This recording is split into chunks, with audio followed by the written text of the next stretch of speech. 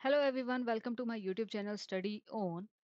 In this video, I am providing you complete and accurate solutions of chemistry paper of class 12th examination 2025 and this is set A.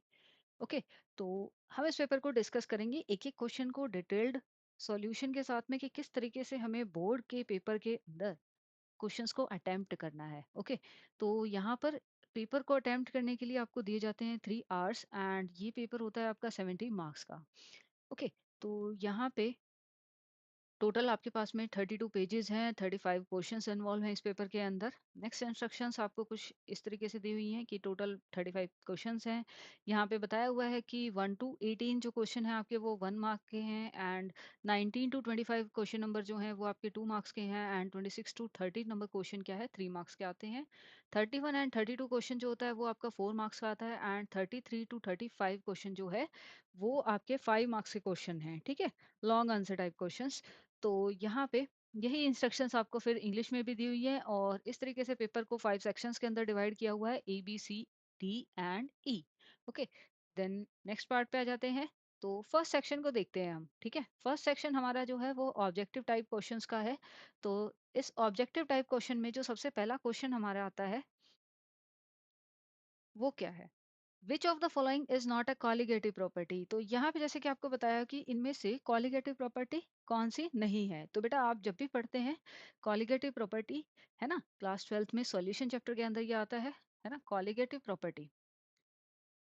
Colligative property ये वो property होती है जो depend करती है किस पे, depend on number of solute particles. ठीक है, कितने सॉल्यूट पार्टिकल्स एक प्योर सॉल्वेंट के अंदर आप डाल रहे हैं उसके नंबर पर डिपेंड करेगी कॉलिगेटिव प्रॉपर्टी। तो बेसिकली हम जो प्रॉपर्टीज पढ़ते हैं एनसीईआरटी में वो हमारी क्या होती हैं, फर्स्ट प्रॉपर्टी, यहाँ पे हम 4 कॉलिगेटिव प्रॉपर्टीज को पढ़ते हैं। ठीक है, तो जो हमारी फर्स्ट कॉलिगेटिव प्रॉपर्टी है वो है relative lowering of vapour pressure. ठीक है, relative lowering of vapour pressure. Then हमारे पास में सेकंड जो आती है वो आती है elevation and boiling point. Elevation and boiling point.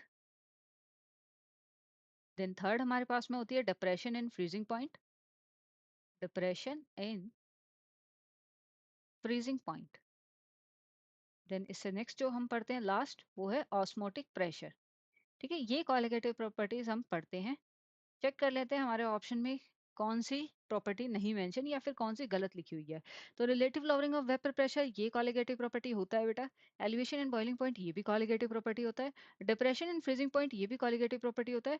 But depression and boiling point बेटा ये कॉलिगेटिव प्रॉपर्टी नहीं होता, डिप्रेशन एंड फ्रीजिंग पॉइंट होता है और एलिवेशन एंड बॉइलिंग पॉइंट होता है। ठीक है, तो यहाँ पे आपसे पूछा हुआ था कौन सी नहीं है कॉलिगेटिव प्रॉपर्टी, इसीलिए हमारा ऑप्शन क्या हो जाता है, डी करेक्ट आंसर हो जाता है बेटा यहाँ पे।